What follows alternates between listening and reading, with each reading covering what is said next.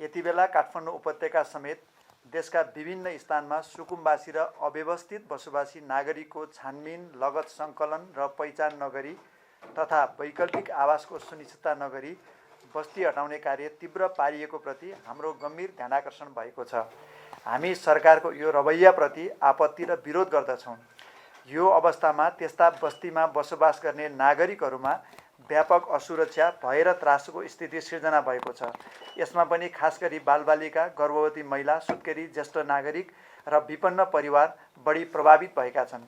संविधानले नेपाली नागरिकको आवासको हकको सुनिश्चित गरेको छ, तसर्थ सम्पूर्ण सुकुम्बासी नागरिकको जीविकोपार्जन, स्वास्थ्य जोखिम समेतका विषयलाई ख्याल गरी तत्काल सुरक्षित बसोबासको व्यवस्था गरी यो समस्याको दीर्घकालीन समाधान गर्न नेपाल सरकार समक्ष जोरदार माग गर्दछौँ।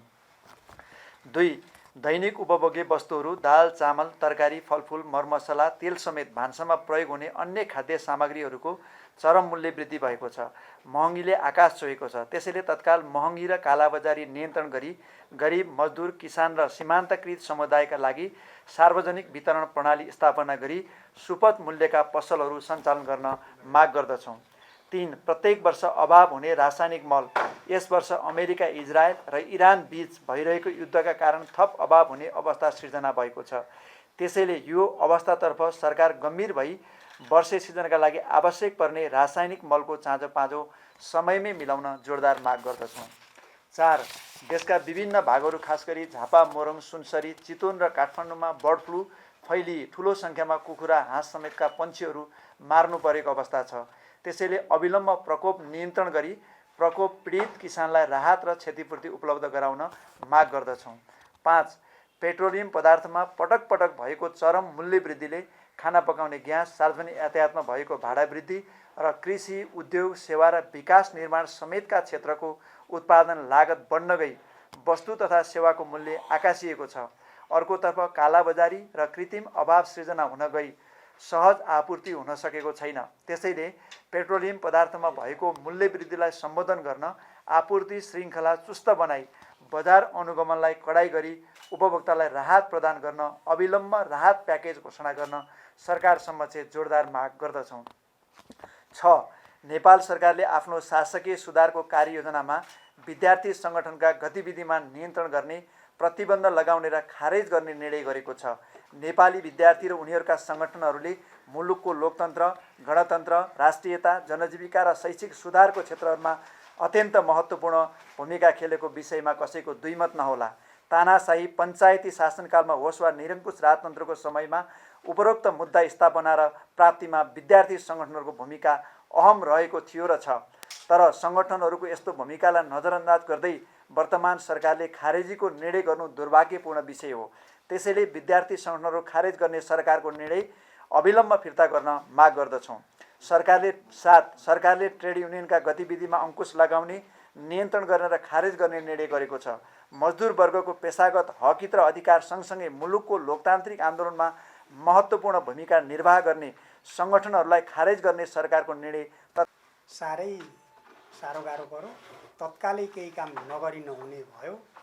त्यो मुलुकमा चाहिँ प्राकृतिक प्रकोप पर्यो, अर्कै तत्काल गर्नुपर्ने केही कामहरू गर्नु पर्यो भने अध्यादेशको सहारा लिइनेछ सामान्यतया। हो, विगतमा पनि अध्यादेशहरू जारी नभएका होइनन्। धेरै चाहिँ कालखण्डमा अध्यादेशहरू आए, ती ल्याइए, ती निश्चित उद्देश्यका साथ ल्याइएका हुन्थे र ती कार्य सम्पादन सकिएपछि त्यो सकियो। तर अहिले त के भइरहेको छ भन्दाखेरि संसद अधिवेशन आह्वान गरिन्छ। अनायासै ती संसद अधिवेशनहरू किन रोकिन्छन्? तत्काल स्थगन गरिन्छ। स्थगन गरिसकेपछि भटाभट एकपछि अर्को गरिकन अध्यादेशहरू आउँदैछन्। त्यसो भएको हुनाले हामीले यो प्रक्रियाको विरोध गरेका हौँ। शक्तिशाली सरकार छ, संसद बसेको छ, बिचमा बसेको पनि हो र बिचमा फेरि स्थगित पनि भयो, आह्वान पनि हो। पटक पटक स्थगित हुने, आह्वान हुने र यी बैठकहरू किन बसिरहेका छैनन् संसदका? त्यहीँ ल्याएर छिटो प्रक्रिया अवलम्बन गरेर कानुन बनाए त भइहाल्यो नि। एउटा पनि कानुन ल्याइएको छैन। निर्वाचन सम्पन्न भइसकेका यतिका दिन भए, संसद बसेको पनि यतिका दिनहरू भए, तर एउटा पनि नयाँ कानुन, नयाँ विधेयक चाहिँ संसदमा आउन सकेको छैन। तर भटाभट एकपछि अर्को गरिकन अध्यादेशहरू आउने जुन प्रक्रिया अगाडि बढो त्यसप्रति हाम्रो आपत्ति हो। अब त्यो तपाईँहरूको आपत्तिको चाहिँ के हो? अब हिजो बैठक बस्नुभयो, आज बैठक बस्नुभयो, अध्यादेशका सङ्ख्या थपिए, तपाईँहरूले बैठक बस्नु भएपछि सरकार आफ्नो बाटोमा, तपाईँहरू आफ्नो अडानमा रहँदाखेरिको निकास चाहिँ के हुन्छ त?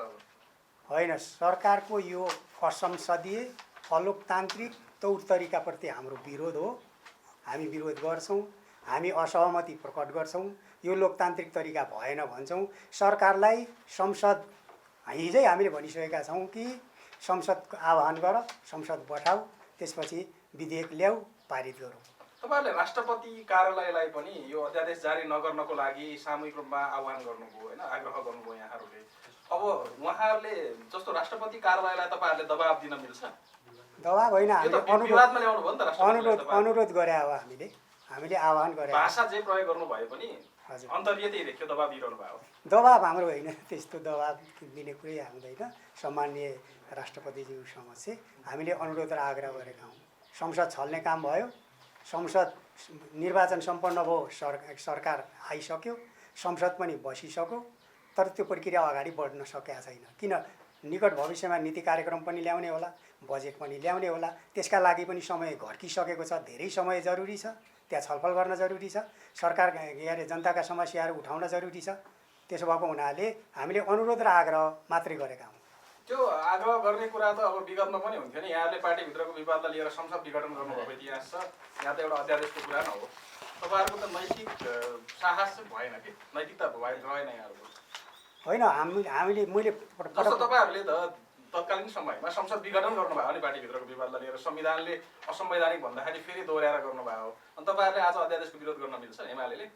होइन, अध्यादेश त मैले अघि भनिहालेँ। कति बेला अध्यादेश लिएर आउने, के प्रयोजनका लिएर आउने, र ती प्रयोजनहरू सम्पन्न भइसकेपछि त्यसको विषय सक्यो। भाषालाई भन्ने हो भने, सापट लिने हो भने चाहिँ तपाईँहरूले दलका कार्यकर्ताहरू आफन्तहरूलाई भर्ती गर्नुभयो।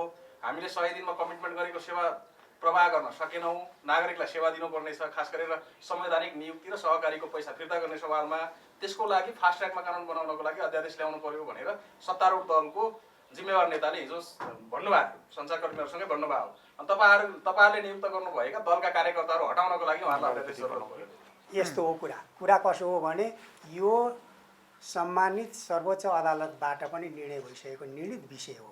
त्यसो भएको हुनाले यो चाहिँ असंवैधानिक, यो कार्यकर्ता भर्ती गर्ने, के गर्ने यस्तो खालको कुरा होइन। हेर्नुहोस्, हिजो एउटा प्रक्रियासम्म ढङ्ग चिजहरू आए, भए, गरिए, सर्वोच्चले पनि मान्यता दिएको कुराहरू हो। त्यसो भएको हुनाले अब तपाईँलाई लाग्यो कार्यकर्ता भर्ती गर्ने कुरा, अब कति कार्यकर्ता भर्ती भएका छन्, कति विज्ञ विशेषज्ञहरू छन्, कति प्रक्रिया पुरा गरेर आएका विज्ञहरू छन्, त्यसमा चाहिँ छ नि कुराहरू।